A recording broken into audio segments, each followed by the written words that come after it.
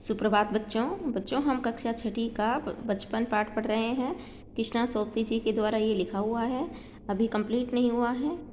जितना मैंने कराया उससे आगे करवा रही हूँ, ध्यान से समझना।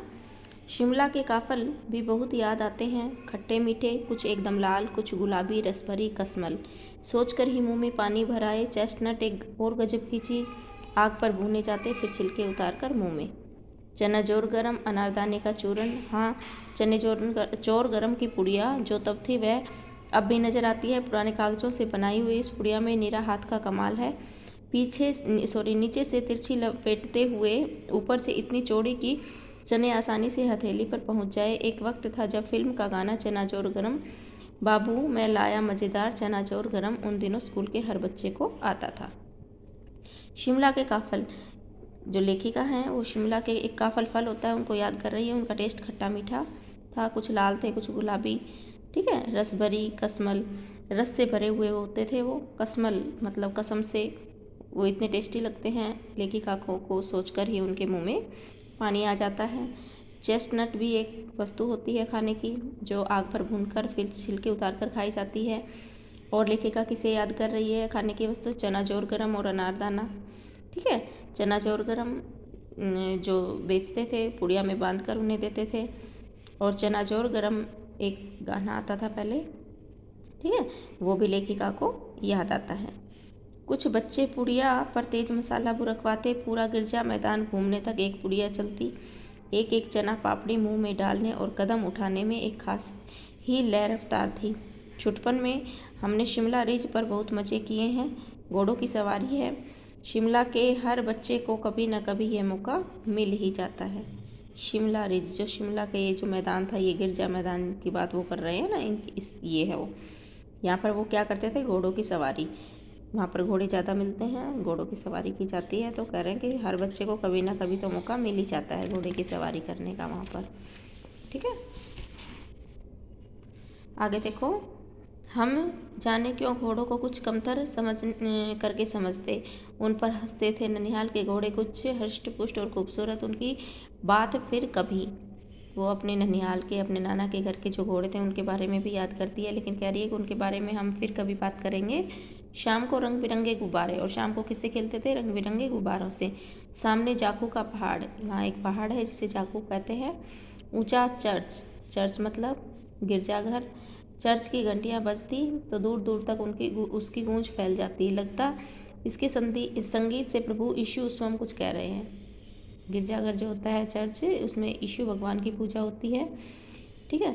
सामने आकाश पर सूर्यास्त हो रहा है, गुलाबी सुनहरी धारियाँ नीले आसमान पर फैल रही हैं। दूर दूर तक फैले पहाड़ों के मुखड़े गहराने लगे और देखते देखते बत्तियाँ टिमटिमाने लगी। ये वहाँ पर शिमला में जो शाम का नज़ारा होता है उसके बारे में बता रही हैं कवि लेखिका कि सामने आकाश पर सूर्यास्त का जो समय है, संध्या का, उस समय क्या होता है कि गुलाबी सुनहरी धारियाँ नीले आसमान पर फैल गई। जो सूरज है जब ढलता है तो गुलाबी सुनहरी रंग की जो रोशनी है वो आसमान पर गिर रही है।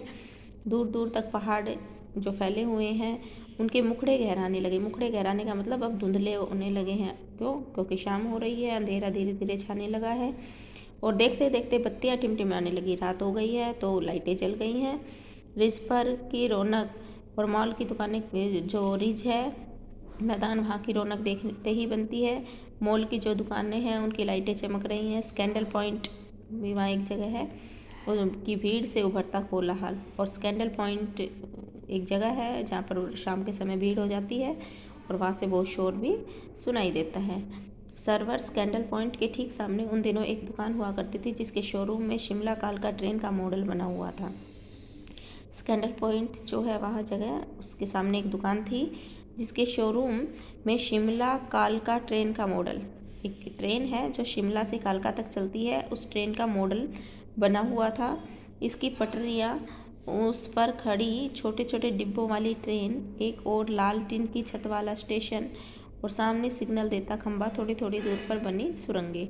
जैसा सीन बिल्कुल स्टेशन पर होता है, शिमला कालका ट्रेन जहाँ से निकलती है, सेम वैसा ही वो मॉडल बनाया हुआ है। पिछली सदी में तेज़ रफ्तार वाली गाड़ी वही थी। पिछली सदी में, जो अब सदी चल रही है उससे पिछली जो सदी थी उसमें सबसे तेज़ रफ्तार की गाड़ी थी शिमला कालका ट्रेन। कभी कभी हवाई जहाज़ भी देखने को मिल जाते थे। दिल्ली में जब भी इसकी आवाज़ आती, बच्चे उन्हें देखने बाहर दौड़ते। दिखता एक भारी भरकम पक्षी उड़ रहा है। ऐसे लगता उन्हें हवाई जहाज़ कैसे उड़ रहा है कि एक बड़ा सा पक्षी उड़ रहा है पंख फैलाकर। यह देखो वह गायब। उसकी स्पीड इतनी तेज़ लगती। हाँ, गाड़ी के मॉडल वाली दुकान के साथ एक और दुकान थी जो मुझे कभी नहीं भूलती। यह दुकान थी जहाँ मेरा पहला चश्मा बना था, जहाँ पर शिमला कालका ट्रेन का मॉडल रखा हुआ था। जिस दुकान पर, उसके बराबर में उसकी साइड में एक और दुकान थी। वह दुकान लेखिका कभी नहीं भूलती। क्यों? क्योंकि उनका जो पहला चश्मा था उसी दुकान पर बना था। वह आँखों के डॉक्टर अंग्रेज, वहाँ पर आँखों के जो डॉक्टर थे उस दुकान पर, वो कौन थे? अंग्रेज़ थे। शुरू शुरू में चश्मा लगाना बड़ा अटपटा लगा। छोटे बड़े मेरे चेहरे की ओर देखते और कहते, आँखों में कुछ तकलीफ़ है? इस उम्र में ऐनक? ऐनक का मतलब बेटा चश्मा। दूध पिया करो, मैं डॉक्टर साहब का कहा दोहरा देती।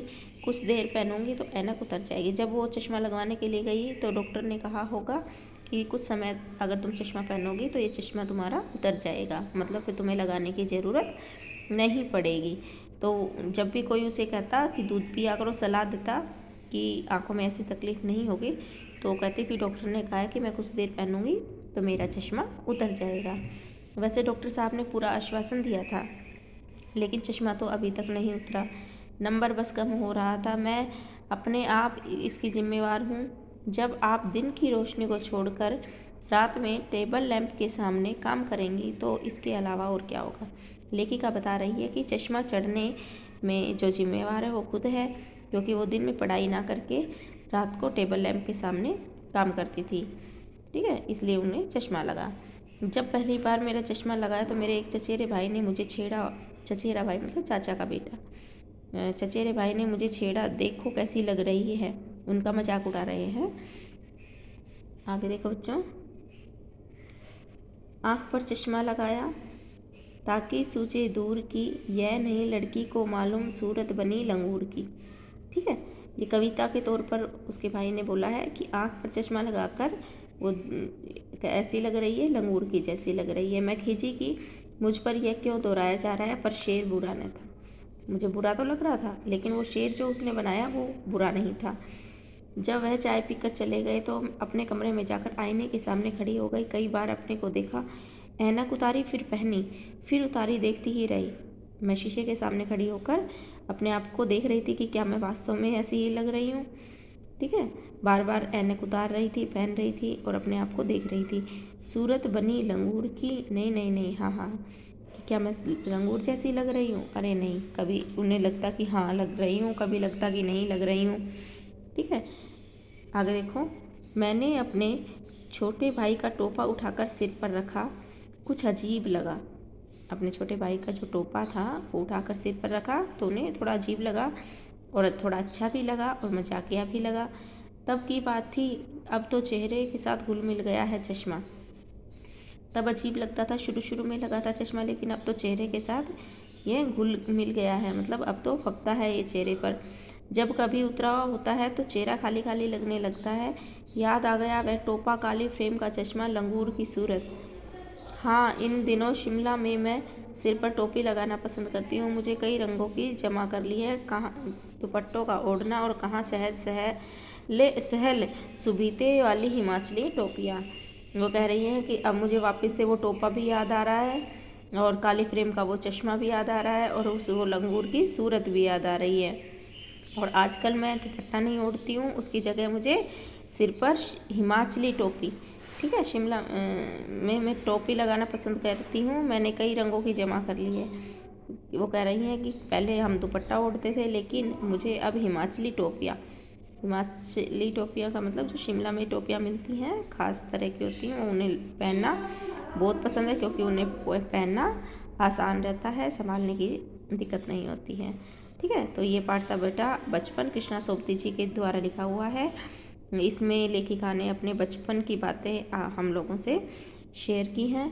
तो आशा करती हूँ बेटा ये पाठ आपको समझ आ गया होगा। Thank you.